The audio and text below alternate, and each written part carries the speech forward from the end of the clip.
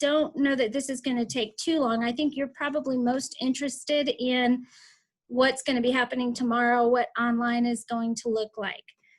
I do need to notify you that Mr. Garza is no longer with us. He moved to another school in the district, but we have hired a wonderful gentleman to step into his shoes right here. Hello, everybody. So if you'd like to introduce yourself. Hi, yeah. Hi, my name is Robert Moreno, and I will be the AP for 8th grade this year.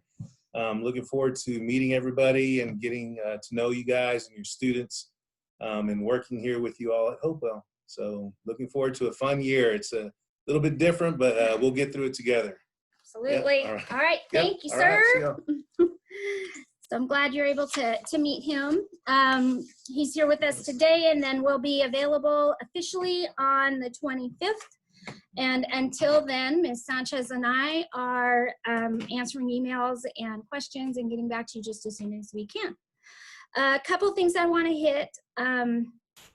First of all, away from the online community, we have 3 big focuses for this year that we are going to focus on as a whole community, really. The teachers really wanted to really put our goals in place for the opportunity for both staff members and students to grow together. So what we identified as goals that we want to become more proficient with this year is, first of all, the growth mindset. And the growth mindset is just the philosophy that everybody can learn anything they want to learn as long as you put in the effort, that you believe that you can learn, and that you have an environment and supportive adults and friends that also support that idea. I'm going to share with you after this meeting the slide deck that I shared with the 6th grade parents. Most of the information you don't have to look at, but you'll come across a slide that has a link to short video on growth mindset and on our other 2 goals we're focusing on this year. So if you'd like to know more about that, I would love for you to take a moment to view those videos. The second big thing that we're working on as a community this year is giving and receiving feedback. And feedback, we know when it's given the right way that it really promotes growth in everything that we're doing. And so it applies to both adults and students in their lives.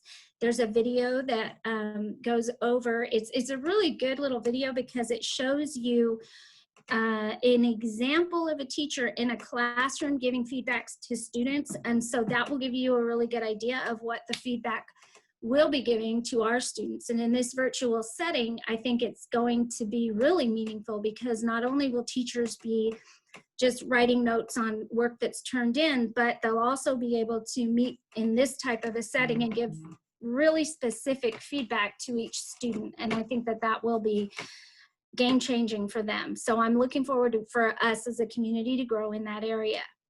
The final goal that we have is equity. And equity for our purposes is making sure that every student has access to what they need to be successful so that all of our students can reach their goals and have success, have a seat at the table. There's a discussion about equity versus what is equal.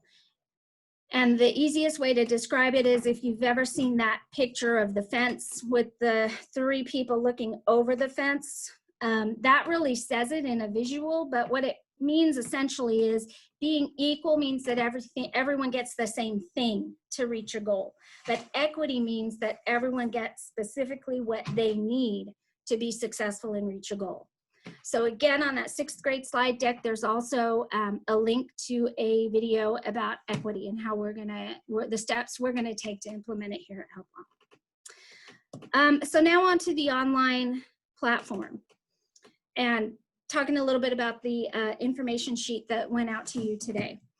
So initially when the district bought the Schoology platform, we did not buy the whole like superior suite of resources that it comes with. But after meeting with teachers administrators and the board. The board has approved for us to purchase the entire package. And so what that means is that we'll be able to hold everything in Schoology. However, because we don't know for certain that we'll have that available to us tomorrow.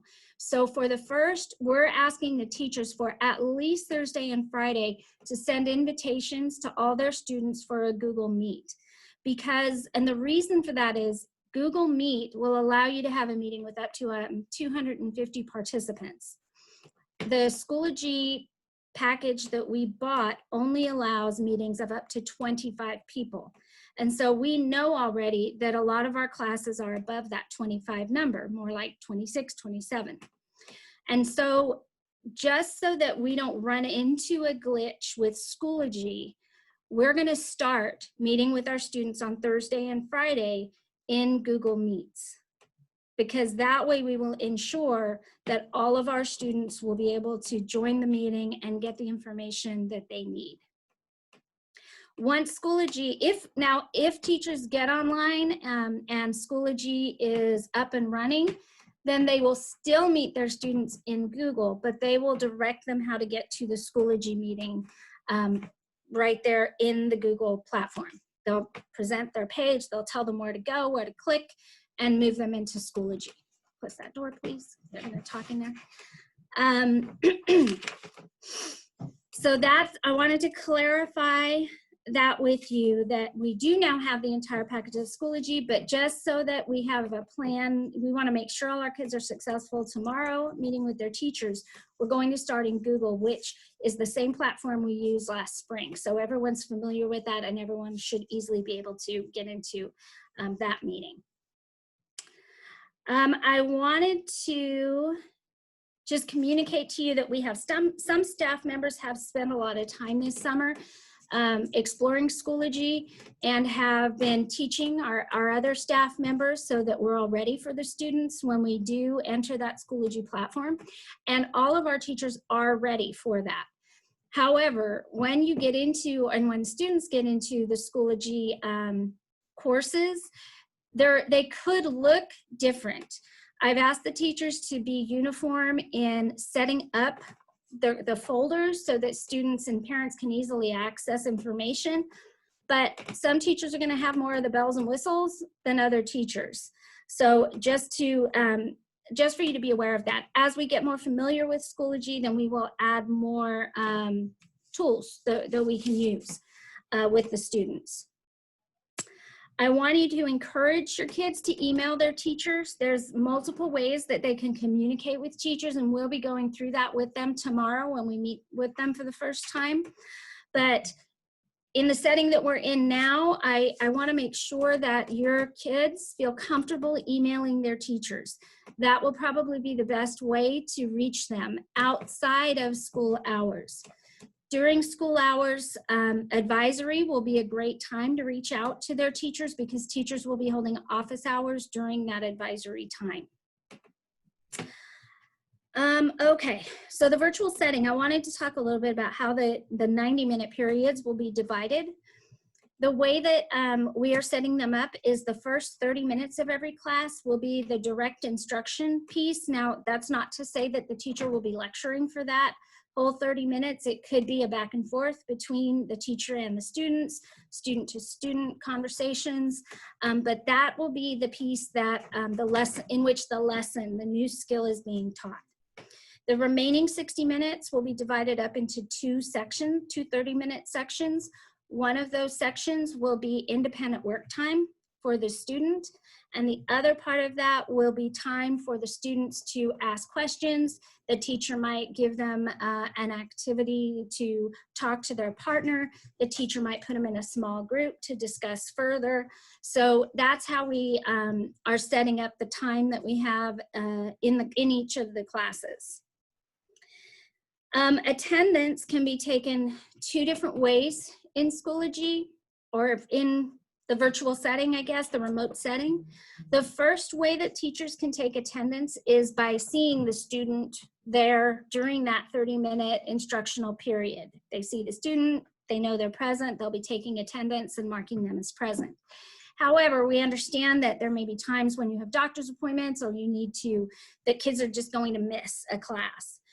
So they don't have to be marked absent during that time, because the teachers will have small assignments every day. We generally call them the ticket out the door, and it's a quick assessment, usually very short, that the teacher uses to assess the student's learning for the skill that was taught that day. It might be something like, what 3 things did you learn today? What 3 questions do you still have? Those types of things. So it's very easy to answer them. So if your child happened to miss a period of a day, then we've asked the teachers to record at least one of their lessons every day and post that in their Schoology account. So your child can still come home, open up that video, watch that 30-minute lesson, that instruction time, complete the ticket out the door, and if they turn in that ticket out the door by 11:59 p.m., they will receive credit for being present in that class that day. So there's some flexibility there. If you have appointments, if you have family emergencies, your student is still able to attend class, even if they're not there live during that time. Of course, we encourage your students to be online during that, especially during that 30-minute block of live instruction. And if they can do the entire time online with the teacher, the reason for that is, number one, we want them to be able to ask clarifying questions if there's something that they don't understand. But also, this is the time that they're going to get the communication with their peers and that important social emotional piece that is why a lot of students come to school. So it's important that when they can participate, that they are participating. That's attendance. Let me see, what else do I have? Okay, so for those of you coming when we have the hybrid model, which begins September 10th, for those of you that are coming to school for instruction during that time, I'm going to host another set of Zoom meetings for those parents so that I can explain really what that's going to look like, the different safety precautions that we have in place, how the student will be traveling throughout the building during the day, those types of things. So that meeting will come for those of you. And when you get that invitation, just know that you don't need to attend that meeting unless you're just interested, unless your child is coming to school in person. So, Ms. Sanchez, do we have any questions? Anything I didn't hit? No question. That's because I did such a great job on that parent information sheet, right? I feel free to post questions if you have any. Yeah, if you have questions, feel free to post them. I want to say, I mean, you guys that have been with me now for 3 years, you know me, and not being able to interact with you guys and your kids is really just killing me. So I really hope that I get to interact even virtually with you at some point. You know, you can reach out to me if you have any questions, if you would like to, you know, once things get going. Right now we're kind of crazy, as you can imagine, but once things get going, you know the process. If you want a parent-teacher meeting, just email your teacher, and our teachers still have a common team time, and they'll be happy to meet with you in this virtual setting to answer any questions or address any concerns that you have. Anything new? No? How's band going to work? Oh, how's band going to work? So initially, initially there are a lot of lessons that the band directors, choir directors, orchestra director can do in a virtual setting. They're the experts at that, and I would encourage you to shoot an email to Mr. Crawford or our assistant band director, Ms. Walker, and ask them if you'd like specifics. But I'm sure that tomorrow and Friday, when the kids are in there with them, they'll explain all of that. We do have a plan, and we hope to get them on their instruments, even in this virtual setting, so that they can, you know, feel that they're having the same type of rich experience that they would be having if they were here on campus. Some of us choose virtual learning. I'm still interested in how the in-person school is going to work. Okay. Yeah. So those of you who are still questioning whether or not you want to do the in-person or virtual, you are more than welcome to attend that meeting when I post it. I'll send the link just like today to all of you. So if it's something that you're still questioning, and I'll probably do it about a week ahead of time so that you can make that decision for yourself, and I'll include all the information in that. So please attend that one. If we're new and newly registered, can we still opt for or against remote or hybrid? Yeah. If you are new or newly registered, you can shoot April Stewart is our registrar, or you can send me an email and I can forward it on to her, and she'll be able to just notate that. But you can absolutely choose whatever works for you. Basically, it's very simple to go to change from in-person to virtual, because that doesn't mean that we have to find someone to, like, if our classes get bigger, if we have more students coming, then I have to plan for that so that I have enough staff members here in the building, and that we are being safe with our protocols to make sure that we only have so many students per classroom. So if I have students, like a bunch of students come in at the last minute, then we can accommodate that, but it just means that I have to plan ahead for that. But to go from in-person to virtual, that's seamless. That is seamless, but you can absolutely still make that decision.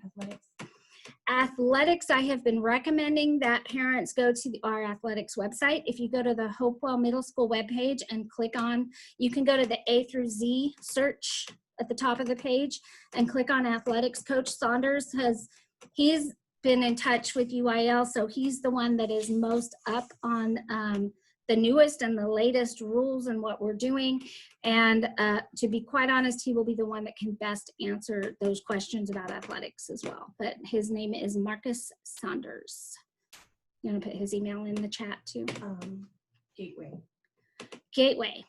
What's the question about Gateway? What are the plans for Gateway? Yeah, so Gateway is primarily a online class. And so that class is going to continue very much like it does in the classroom.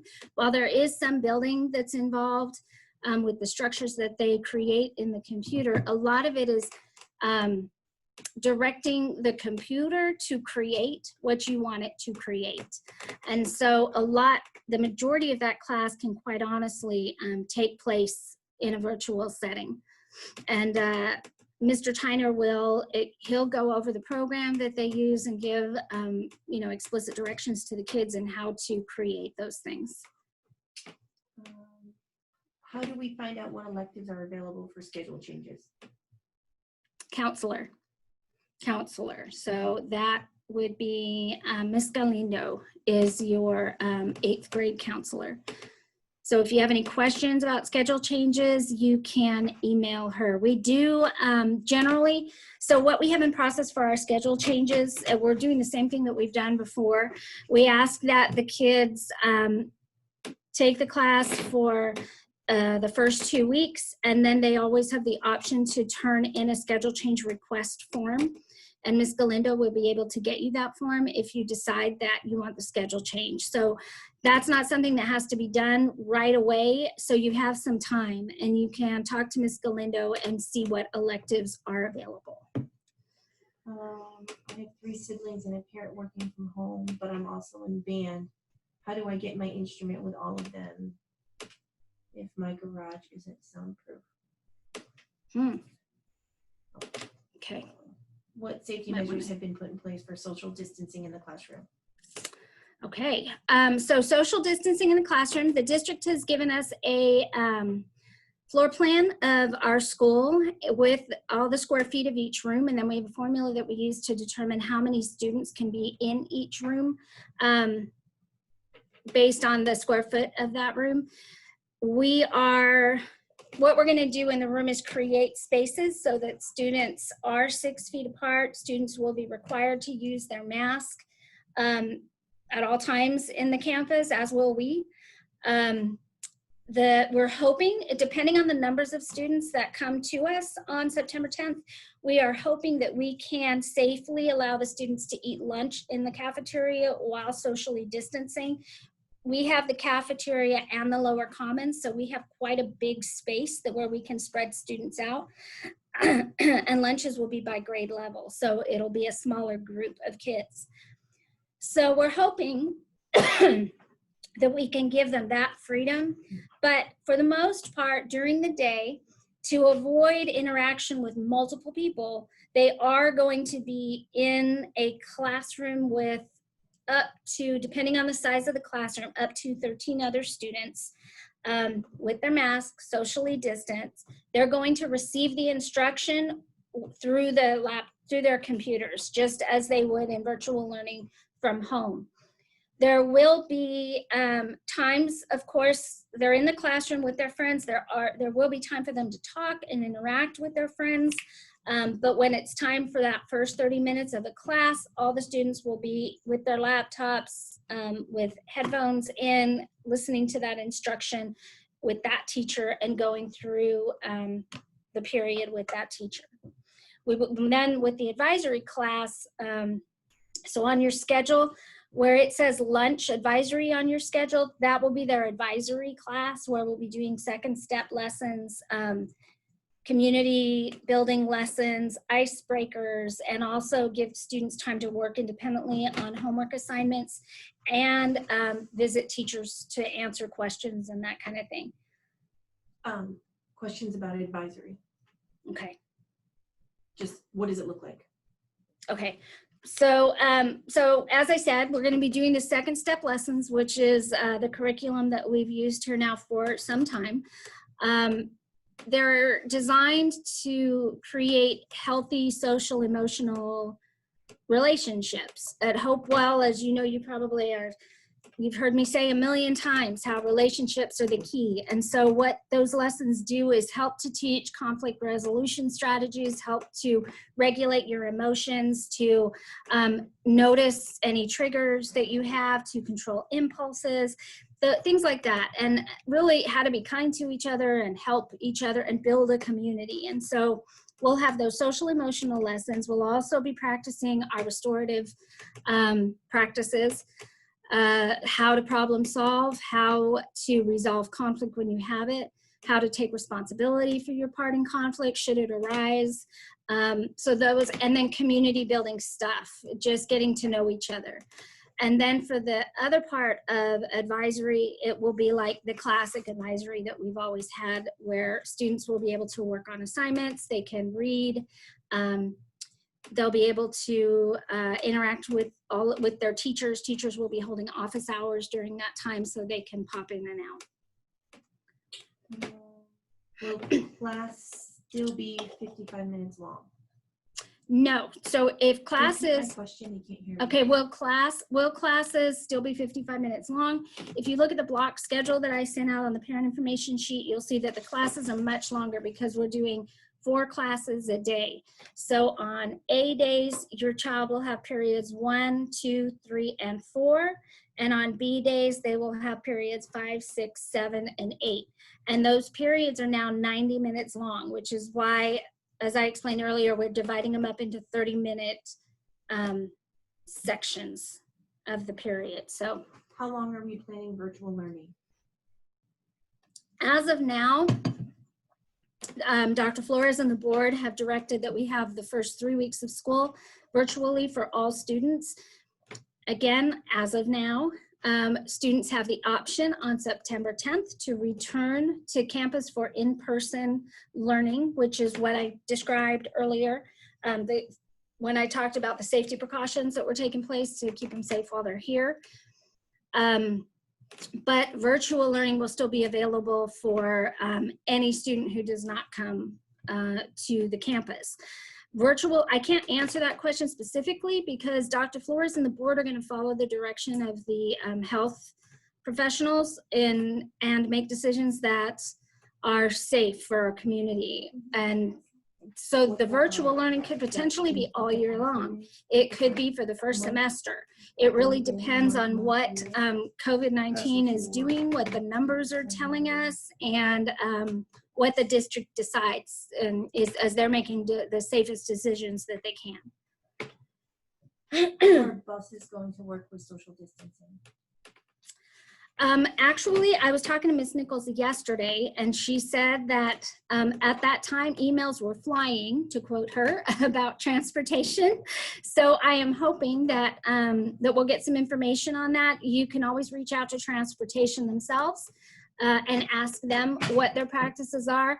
We have been so busy making sure that the school part of it is up and running and safe, and everyone has devices, that I'm sure that transportation has put safety measures in place, but I do not know at this time what those safety measures are.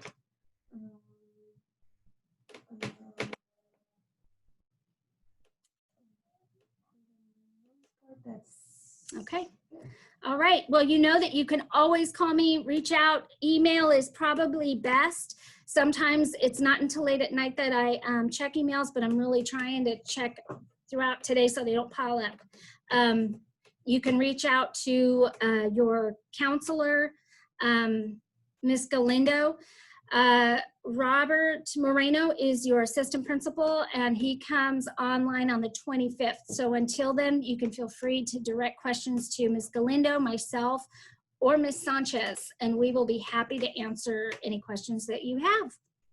Thank you so much, and contact me if you have any other questions. I can't wait to hopefully see you guys in person sometime soon.